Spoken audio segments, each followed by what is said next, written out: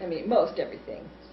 And so. You proposed a book idea to Francis. Yes, I did. And what happened with that? He really was a little too emotionally, mentally disturbed to focus on a book. I thought it would have been great. I was going to have him, on disc, talking. I mean, I worked for 10 years for a museum. I mean, curators would kill to talk to somebody from... I mean, he'd had a life as an indentured servant coming over from Ireland, went to Minnesota as a child, terrible life, boxed for a living, fighting, I mean, bare-fisted fighting. He fought Indians in the Indian Wars. He tried farming, didn't like that, and he, ran guns from Chile. Had a fascinating life, terrible as it was, and I thought, this would make one great book with a recording. But he would say, oh, okay, and the next day he says, I don't want to do a book. You say dead people are manipulative in a lot of cases. You said... Well, they... Was he manipulating you? Yeah, well, sure. Well, that's why he was lying, because he was jerking me around. But the thing was that while I didn't know what was going on, look at it this way. You've got all these people abandoned in this gloomy, predatory world. They never see anyone leave, ever. They have children there. It's a prison state. They don't see God. They don't see, they're attacked by demons, reptilians at night. They have that. And in the last couple of years, they're hunted for food now. It's gone from bad to a nightmare. But in the past, when it wasn't so bad, they didn't think I was ever going to be able to help them or anything. I was strictly a patsy, that they were going to jerk around for a while for entertainment's sake, because they're bored and they have very little going on over there. So why did Francis quit lying to you?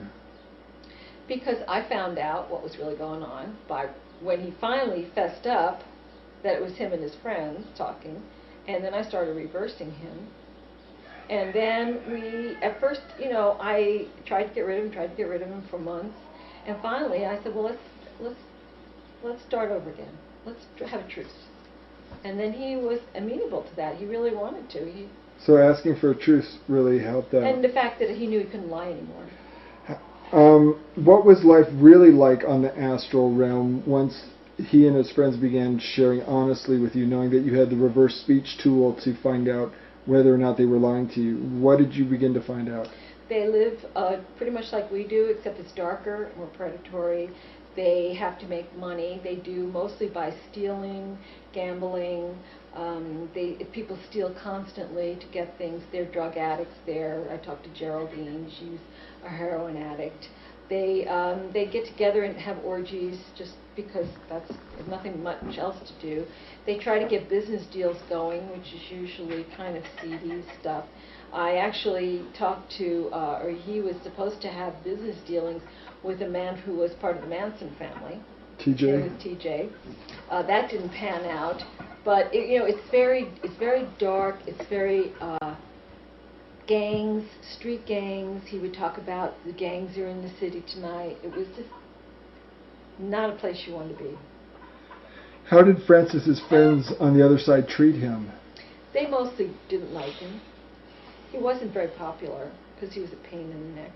And what became of them? They all went to the Pleiades.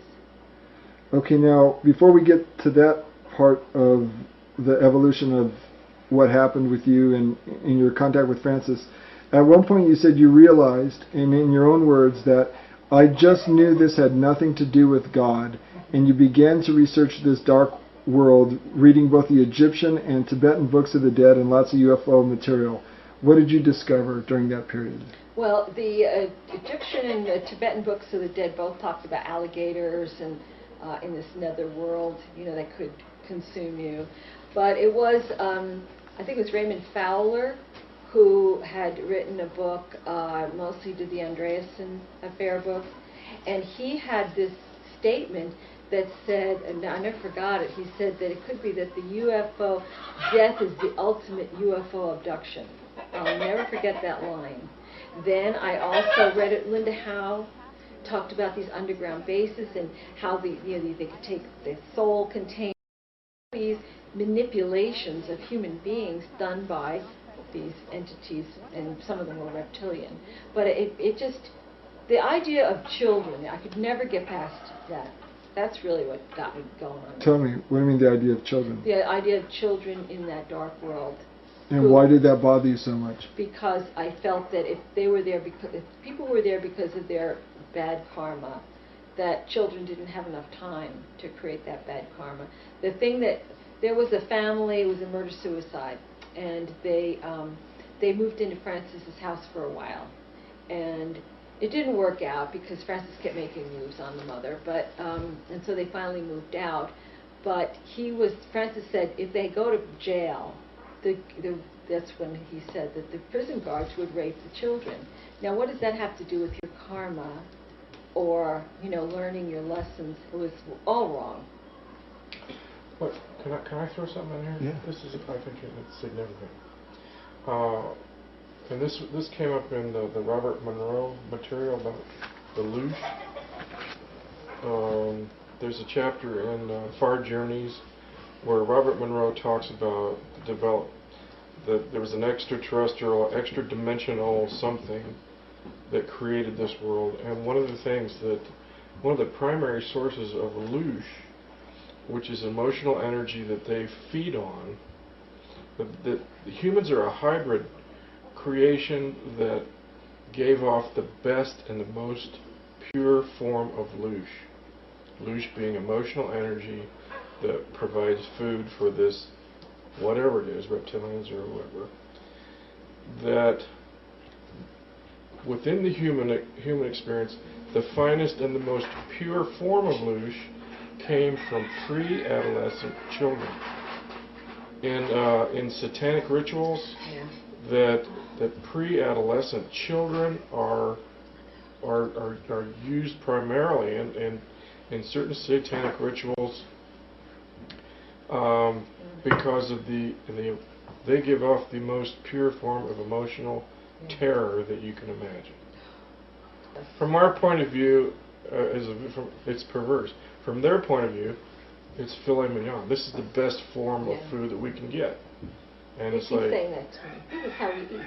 Right. This is how we eat. This is how they eat. It's like, that makes it all okay. But children are a primary source of food. Yeah, that's true. What led up to the Pleiadians coming to help these people escape? I'd been praying and praying and praying every night, and I talked to the people, and I would tell them that I'm trying to get the people in heaven and in the higher planes to help.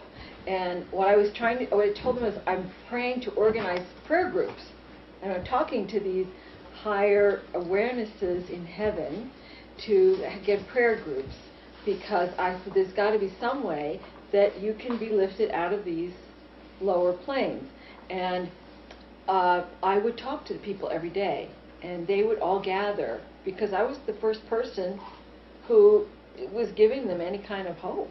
That's what they told me. But how are they hearing you? I would talk on recorders, and then they would... How are they talking to you back? On my recorders. EVP.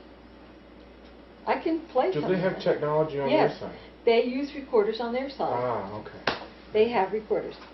Gotcha. Did you suspect that you were confabulating this whole scenario for your own emotional benefit? I did. When the Pleiadians first showed up, I thought that there was a good chance that I was making this all up because I wanted it to happen so badly. And the only thing that convinced me that this was not true was Francis was telling me that there was a ship that was taking people out, a transport into the Pleiades. And other people in the area were speaking back and talking about this ship, and that the Pleiadians were helping them get out of that world. But you had never been talking, you had never specifically said, well, I want the Pleiadians to rescue you. I know.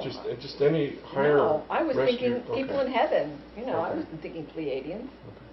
No. So, how did you begin to hear directly from the Pleiadians? I hit the record button in my software in my SoundForge software.